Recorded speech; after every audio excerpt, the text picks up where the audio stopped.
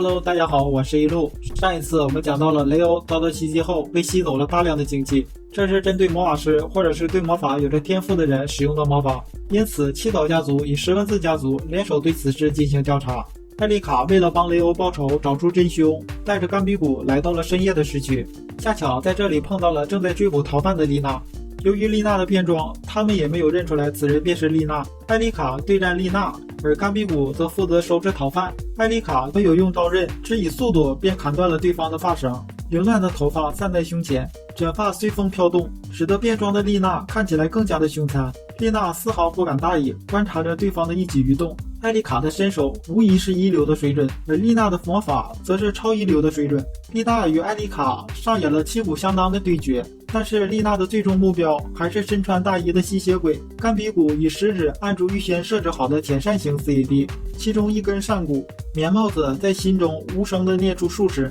以流经指尖，响子启动发动，甘比古随着气流躲开了拳头的轨道，在气流的拉扯之下接近了对方的手臂。甘比古绕到对方的侧边，在术式失效，身体站稳脚跟的时候，高举右手的长棍，瞄准对方伸直的右手的肘关节打了下去。又一招雷同死朝吸血鬼进行了放电，本应瞬间消失的闪光并没有消失，对方竟使用了释放系魔法反攻甘比古。在此同时，打野跨坐在机车上，以银色的 CAD 瞄准了吸血鬼。打野被蒙面的丽娜吸引，丽娜使出魔法攻击打野，不同的魔法式形成3次，消散3次。就在此时，吸血鬼逃走了。丽娜知道魔法对打野不起作用，枪口指向地面，发出了子弹，火花四散，并且转眼化为闪光。闪光完全的覆盖了丽娜的身影。打野的魔法准星朝向蒙面魔法师本人，试图发动局部分解魔法，但是只有色彩与轮廓的情报，却没有内部的情报。打野也终止了魔法，放下了手。闪光消散后的公园，丽娜与吸血鬼都消失了。打野匆忙地赶回家，联系上了姨母大人。打野居然主动联系姨母，真是稀奇。真叶一如往常，在年龄不详的美貌下，挂着看不出真意的笑容，出现在通话的画面上。打野其实想向姨母请教一件事情，就是九岛家族的魔法装扮行列。因为姨母受到过一段时间的九岛猎的教导，即使不知道魔法式，概要也应该知道。对抗魔法装扮行列是将情报本体本身的外表复制加工后投射到自己的身上，在暂时更改外形的同时，将他人的魔法锁定成目标，调包为装扮的情报体，防止魔法对真身产生的作用。如果只是改变外形的本体，根本用不着变身，使用光波干涉系魔法就能做得到。问题在于，光波干涉系魔法根本就瞒不过打野的眼睛，而现在有人让打野也看不透的面目，就连魔法云消雾散也失准了。姨母提出使用3年级就没什么问题了吧？打野认为此事的事件自己实在应付不来，所以请求援军。姨母也认为事态确实演变到了超乎意料的规模了，准许打野与风间少校接触。同时说道，九岛猎宗师的弟弟擅长使用装扮行列。放学后，打野来到交叉阵地社的第2社办，七草家与十文字家正联手调查吸血鬼事件，邀请打野参加他们的搜索队。打野当然也就义不容辞。吸血鬼事件的规模比预料的更大，因此推测吸血鬼有复数的存在。打野使用对流平台监视器，找到丽娜与吸血鬼交战的地点，躲起来观察着他们的战斗。打野看准时机，一枪将吸血鬼击毙。蒙面的丽娜转头看向打野，双眼充满了敌意。两人同时开枪，打野瞄准的不是对方的本体，而是伪装魔法的本身，使出对抗魔法术式消散，直接分解掉这个魔法师的魔法，将丽娜的伪装瞬间的撕碎。丽娜呆愣在原地，眼睛与头发的颜色，就连体格看起来也不一样。天狼星安杰丽娜·西利乌斯至今已避开世人的瞩目的原因就是这个。不甘心就此暴露的丽娜继续抵抗，但她的子弹不仅被分解不说，就连枪也四分五裂了。丽娜只好使用装扮行列，不断的改变坐标的位置，牵扯了打野的大量精力。打野也知道耗不下去了，直接甩了颗流线弹。这一招是2败俱伤的招式。丽娜下意识地开启了防御，但打野也不怕受伤，直接硬上扑倒了丽娜，摘下了她的面具，搞得丽娜恼羞成怒，喊来了大量的援军，并且因为身份暴露，丽娜只能选择杀了打野。好在申雪与巴云老师及时赶到，将丽娜的手下全部的撂倒，场面就此变成3打1。丽娜喊着不公平，打野表示可以1对1，如果丽娜赢了，今天就放他一马；如果自己赢了，就要老老实实回答问题。妹妹深雪站了出来，丽娜刚刚对打野起了杀念，毫无疑问触碰了她的底线。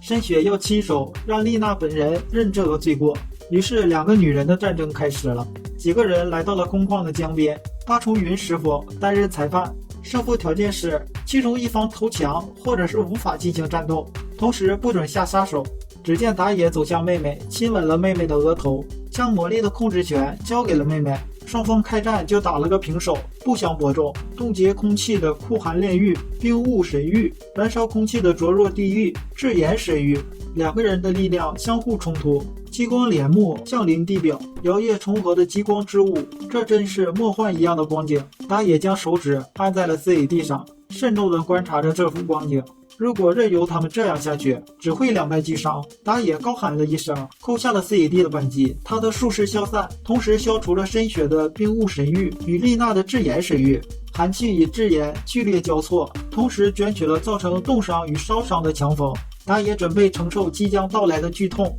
但是拥有酷寒与灼热獠牙的强风，在他面前被无形的护臂阻挡。八云师傅帮助了打野，在刚刚的场面中，要是打野不那么做的话，就是违反了不下杀手的前提，所以打野并不后悔介入此事。此时的丽娜说道：“算我输吧。”她承认，如果要是继续打下去，自己肯定是招架不住的，并且表示任何的事情都会回答，不过答案只有 yes 或者 no。以这种方式来回答问题，无法以这种方式回答的问题就不会回答。打野既然插手了这场对决，改变了和深雪达成的协议，他也要将条件更变到这种程度。从丽娜那里得知，原来逃犯都是 USNA 魔法部队的逃兵，正是因为成为吸血鬼后能量大增，所以才摆脱了军纪的惩罚，四处流窜。打野召集大家来到会议室开会。打野在前一天晚上成功的将每隔3个小时就会发出特定波长的合成分子发讯机打入到了吸血鬼的体内。发讯机的寿命最长为3天，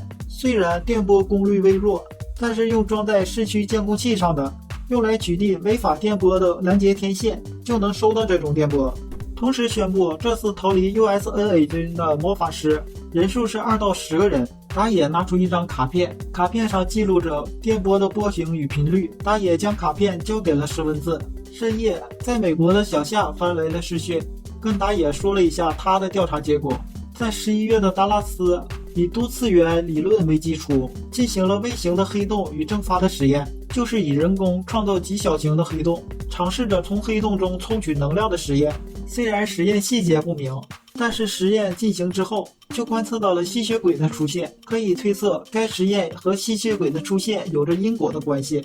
抽取能量的过程和多次元的理论无关。多次元的理论假设，这个世界封闭在高次元的世界，就像是1层3次元空间的薄膜，物理力量之中只有重力才能穿越次元之墙。换言之，重力大多外泄到其他次元，因此在这个次元观测到的重力比原本的重力小得多。魔法不受能量守恒法则的束缚，某些魔法在使用时看起来就像是否定了能量守恒法则，封闭系统里的能量永远固定。若是观测到能量总量的变化，就代表观测失准，或是这个系统非封闭，魔法所需的能量是次元供给的。打野推测，重力用于其他次元的同时撑起了次元之墙，而且魔法可能是不破坏这面墙，从次元抽取能量的技术。不过若是以次元理论来计算能量，来生成微型的黑洞，支撑次元之墙的重力会消耗在黑洞生成的程序，这样一来，黑洞生成的一瞬间，次元之墙就会晃动，